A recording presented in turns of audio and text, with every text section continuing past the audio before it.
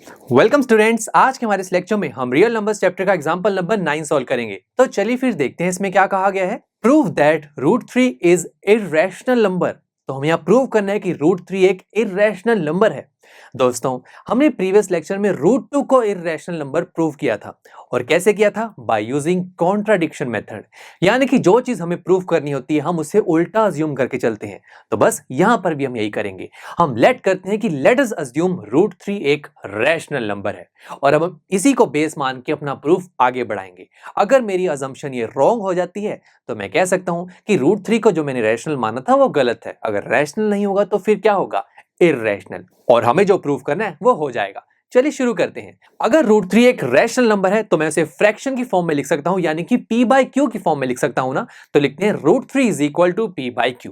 अब दोस्तों, हम यहां पर ये भी मान लेते हैं कि जो p और q हैं वो को प्राइम्स हैं। दोस्तों, ये मैंने आपको बताया था, को प्राइम्स नंबर्स वो प्राइम नंबर हैं जिनका कॉमन फैक्टर सिर्फ 1 है। यानी कि 1 ही एक ऐसा नंबर है जो p और q दोनों को परफेक्टली डिवाइड कर सकता है। ये हमने कंडीशन यहां पर रख दी।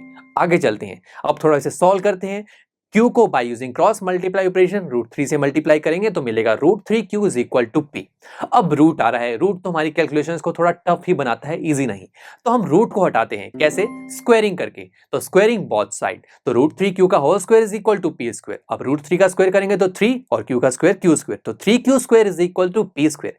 यहां से मैं q स्क्वायर की वैल्यू निकाल सकता हूं। तो शुरू करते हैं, तो मिलेगा q square is equal to p square by 3। तो अब स्टूडेंट्स, मुझे इस इक्वेशन से ये पता चल रहा है कि अब अगर मैं p स्क्वायर को 3 से डिवाइड कर दूं तो मुझे q स्क्वायर की वैल्यू मिल जाएगी। चलिए, अब आपके लिए एक क्वेश्चन है कि मेरे पास जो q स्क्वायर की वैल्यू आएगी ये एक रियल नंबर होगा या फिर एक इंटीजर। सोचिए जरा, मैंने आपको शुरू में क्या बताया था कि p और q दो प्राइम नंबर्स हैं, और प्राइम नंबर्स इंटीजर्स की कैटेगरी में आते हैं। यानी कि यहां पर q एक इंटीजर है, मैं q का स्क्वायर कर रहा हूं, यानी कि इंटीजर का स्क्वायर। अब इंटीजर का स्क्वायर करेंगे तो एक इंटीजर ही मिलेगा। तो मतलब q स्क्वायर की जो मेरे पास वैल्यू आएगी वो एक इंटीजर होगा। और स्टूडेंट्स, ये चीज तभी पॉसिबल हो सकती है जब यहां पर जो 3 है वो p स्क्वायर को परफेक्टली डिवाइड कर दे, तो मेरे पास q स्क्वायर की वैल्यू इंटीजर आ सकती है।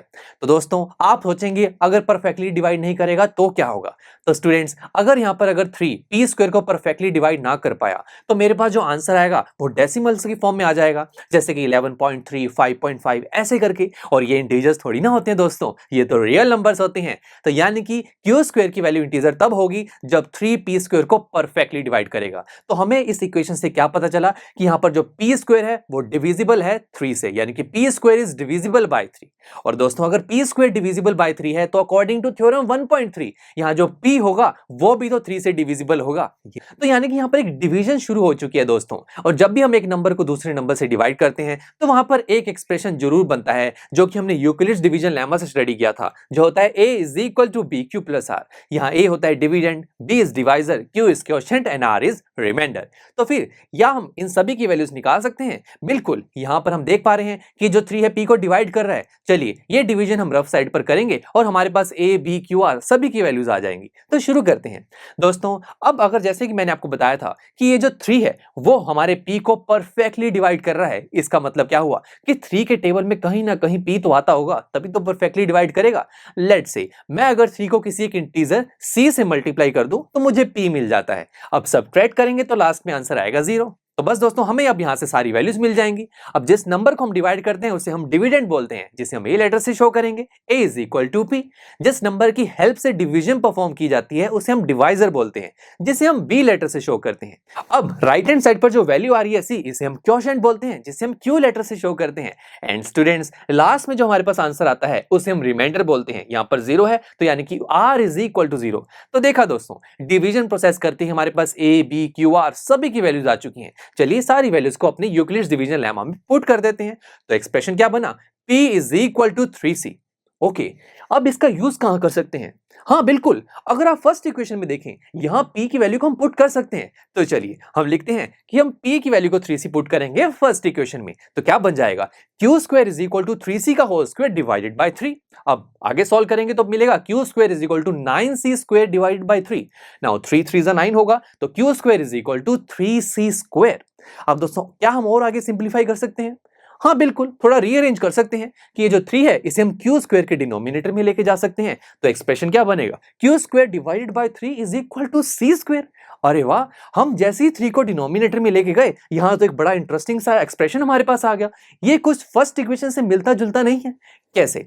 यहां पर भी हम कह सकते हैं कि जब मैं क्यू स्क्वायर को 3 से डिवाइड करूंगा तो मुझे सी स्क्वायर की वैल्यू मिलेगी। अगेन आपके लिए एक क्वेश्चन, अब मुझे बताइए कि जो सी स्क्वायर की वैल्यू होगी ये एक इंटीजर होगा या फिर एक रियल नंबर। सोचिए जरा ध्यान से, जब मैंने डिवीजन परफॉर्म की थी तो मैंने 3 को एक इंटीजर c से मल्टीप्लाई किया था, तभी तो मेरे पास p आया था। मैंने c को एक इंटीजर बोला था, यानी कि c एक इंटीजर है, c का स्क्वायर कर रहे हैं, इंटीजर का स्क्वायर तो इंटीजर ही मिलेगा। तो दोस्तों अब सी स्क्वायर इंटीजर तभी आ सकता है जब ये जो 3 है वो हमारे क्यू स्क्वायर को परफेक्टली डिवाइड कर दे। ये आप अब समझ चुके हैं। अगर 3 क्यू स्क्वायर को परफेक्टली डिवाइड ना कर पाया तो आंसर डेसिमल के फॉर्म्स में आएगा, और डेसिमल के फॉर्म में जो नंबर होता है वो इंटीजर तो नहीं होता, वो तो रियल नंबर्स होते हैं। तो इसका मतलब ये हुआ कि हमें यहां से पता लगा कि सी स्क्वायर एक इंटीजर है। इसका मतलब ये हुआ कि जो 3 है वो क्यू स्क्वायर को परफेक्टली डिवाइड करेगा। तो हमें यहां से एक इंफॉर्मेशन मिली कि Q square is divisible by 3। Now दोस्तों, according to theorem 1.3, q square is divisible by 3, then q is also divisible by 3, यानी कि जो 3 है वो q को भी परफेक्टली डिवाइड कर सकता है। तो देखा कितना मजेदार कॉन्सेप्ट है। बट यहां पर आपको कुछ अजीब सा लग रहा है, आप सोचेंगे अब अजीब क्या है। देखिए यहां पर मैंने आपको क्या बताया था कि p is divisible by 3, बहुत बढ़िया। इधर मैंने अभी आपको बताया कि q is divisible by 3, ये भी ठीक है, यानी कि p और q दोनों को 3 डिवाइड कर रहा है, सही है।